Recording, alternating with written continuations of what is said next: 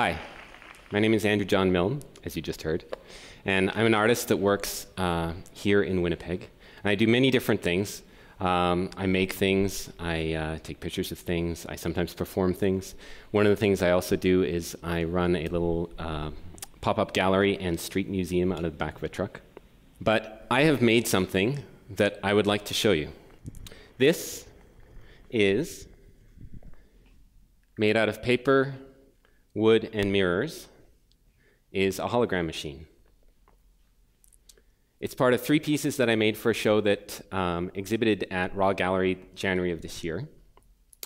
And effectively, it's a 60-channel video display, although it does it, like I said, with wood, paper, and mirrors. There's a small motor that turns the mirrors inside, and then depending on where you look into the device, you see a different animation of the object, the virtual object that's inside. So with these machines, they had little nude walking figures because of Muybridge. And if I look into the holographic machine when it's running, I see the figure from the side. And if I look in from the back, I see the figure from the back. And if I look in from the front, I see the figure from the front. And more often than not, when I've shown people these apparatuses or devices, the response has been, how did you end up making something like this? How did you come up with this idea? Well, there's 2 answers to that question. One is really short, and one takes a little more time, and we're going to go for the second one. But the first one, just to get it out of the way, is I'm part of an amazing makerspace called Ascent Works, which is just up on William and Adelaide. And it's I think, the only space in Manitoba, and it's probably the most well-equipped makerspace possibly on the planet at this point in time. So the longer answer begins for me 20 years ago. And in some ways, it begins with this man, George E. Lewis. George E. Lewis is potentially a genius. He's a cultural theorist. He's a professor at Columbia University in the United States. And he's a pioneer of computer music. So 20 years ago, I was attending music school, and I was going to be a jazz musician. I was studying saxophone.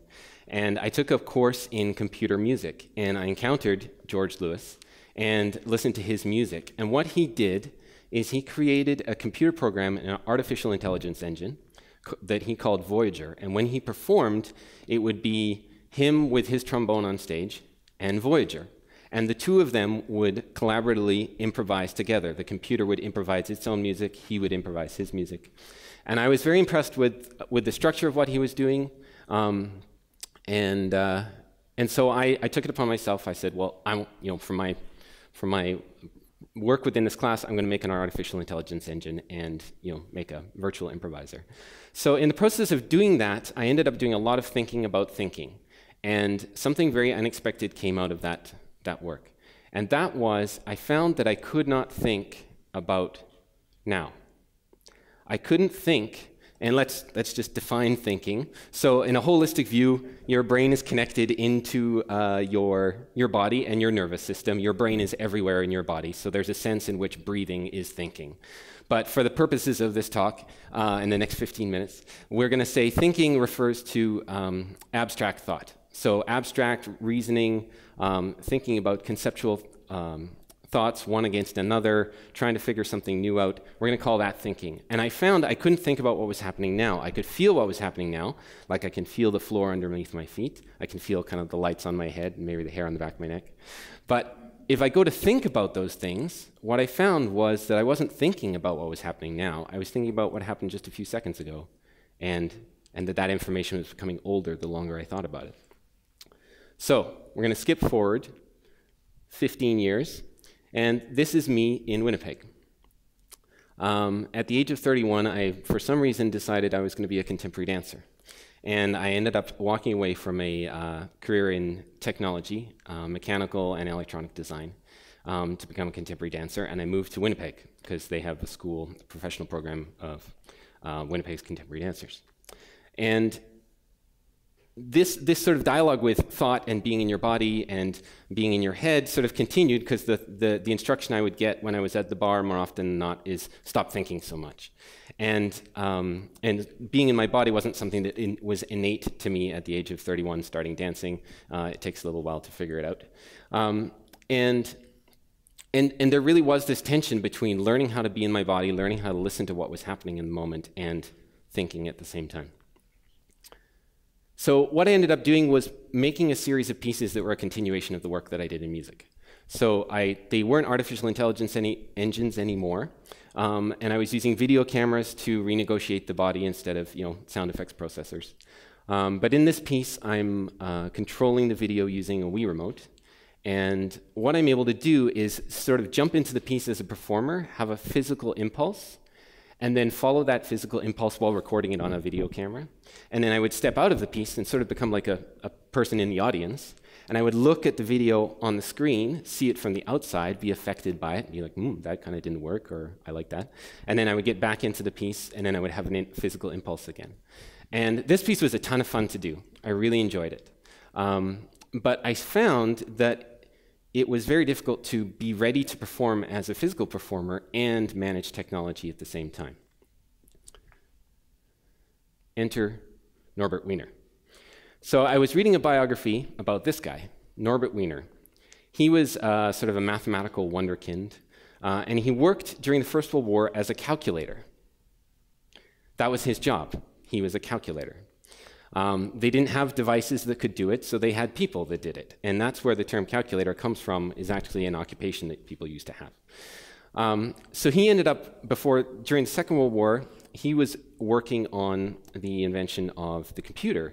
But Norbert Wiener, as apparently was his style, as I read, would often try and solve something with a solution that was potentially more complicated than absolutely necessary for the situation.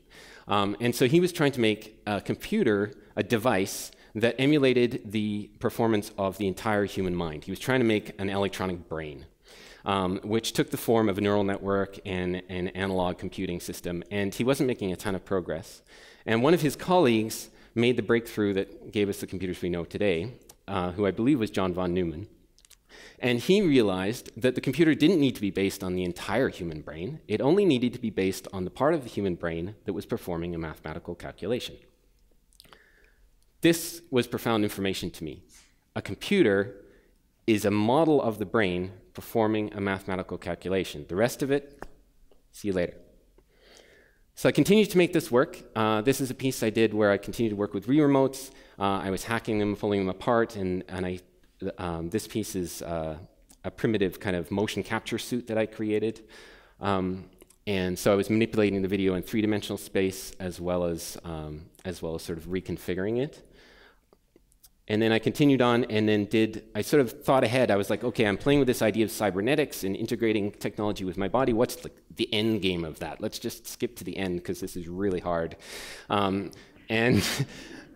so I thought, mind control. This is where it's going. So I managed to get my hands on an EEG game controller and wrote some software that allowed me to patch the game controller and the signals coming off the game controller into Google Maps.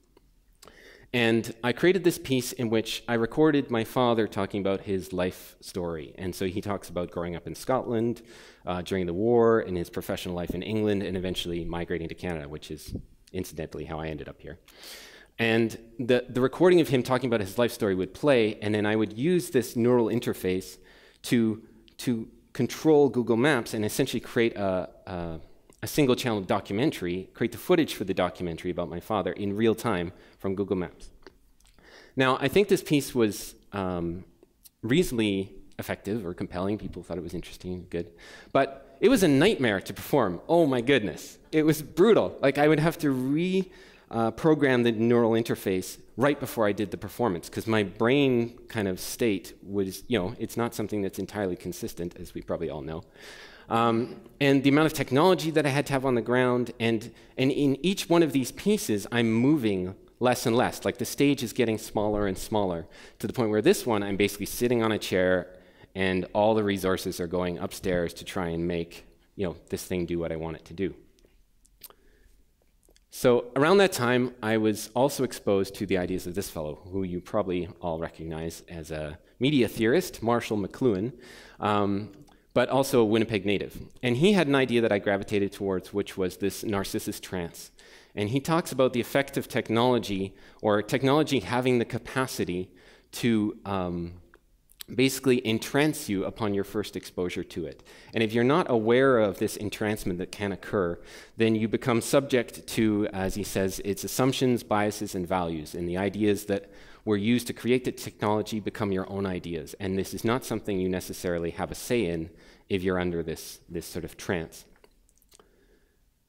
So I likened it a bit to, this is Caravaggio's Medusa. It's a bit like technology becomes like a Medusa, where you see it, you look in its eyes, and you turn into stone, and you don't really have control over what's going on.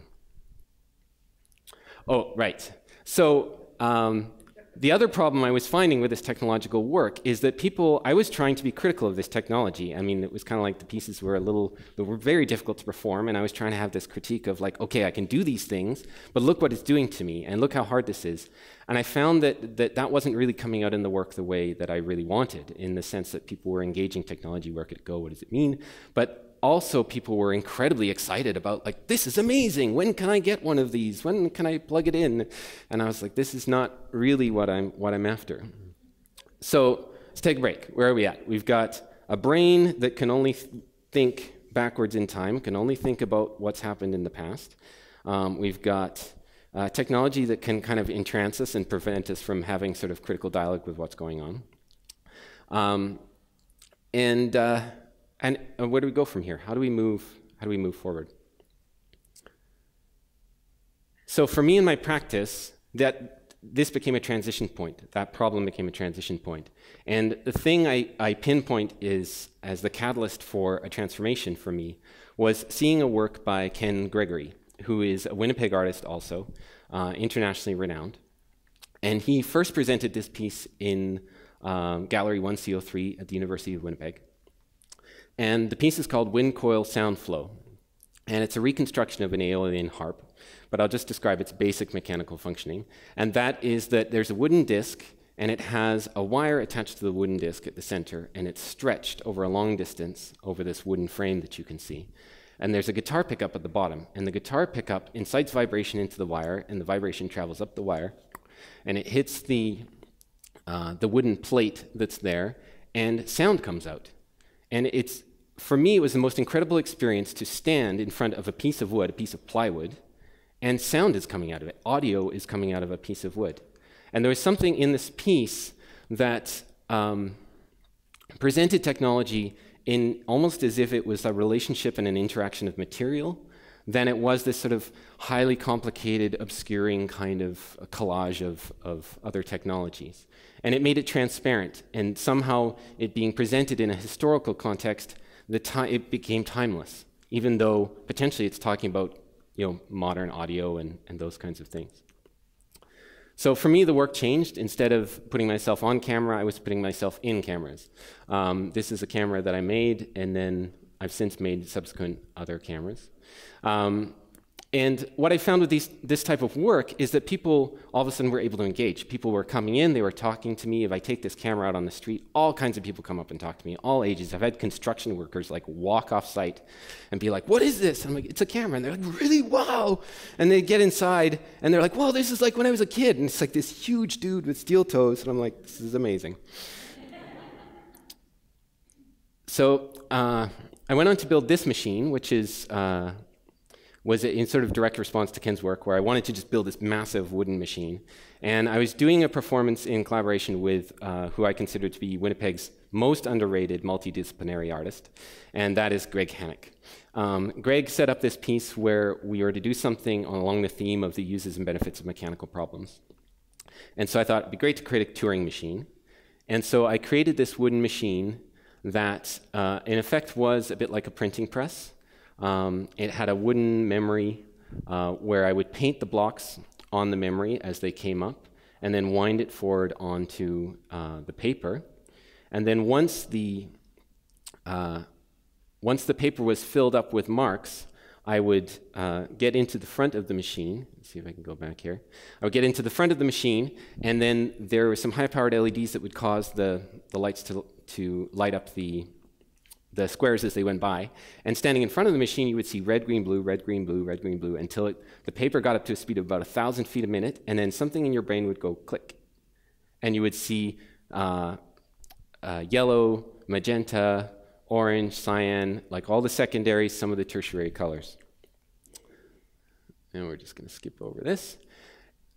Now, this is the last character we're going to introduce into the adventure here. His name is Andre Bazin. And I came across his theories in conjunction with the making of the big cameras, and he wrote 2 essays that were of particular interest to me. One is The Ontology of Photography, the other one is called The Myth of Total Cinema. And what he does is he describes cinema as being something that is just a small blip on this massive trajectory of the pursuit of realism. And he sort of says that cinema actually begins with cave painting and mummification, in that he says cinema and ultimately photography is part of this desire to stop time, to take a reality that we live in that is ultimately constantly changing and dynamic, that our intellectual minds can never touch. It's like our conceptual brains live in a room and all we can do is look outside. We can't actually see the room that we live in. We can see the past, but we can't think about the present. And so he suggests cinema is on this huge trajectory, and it got me thinking about technology in a different way. And so I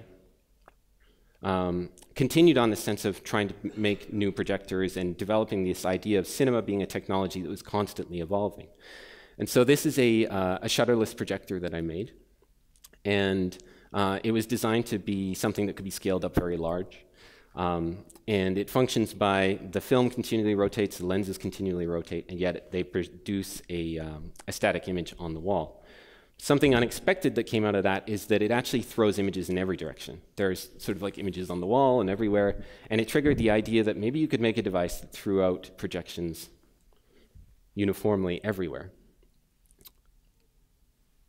And from that, we arrive at the hologram machines. And so these machines are an attempt maybe to march a little closer toward this thing called total cinema, this sort of arresting of reality that we sort of crave potentially on some level, to try and understand, why are we doing that? Why are we approaching this? What is this thing? What is the urge within us that drives us to do that? But I also hope it's part of the ideas that I feel that I saw in Ken's work, in that by approaching technology through its own history and through its material, that potentially we can approach the Medusa head. It becomes like a mirror that allows us to approach technology without being turned into stone. Thank you very much.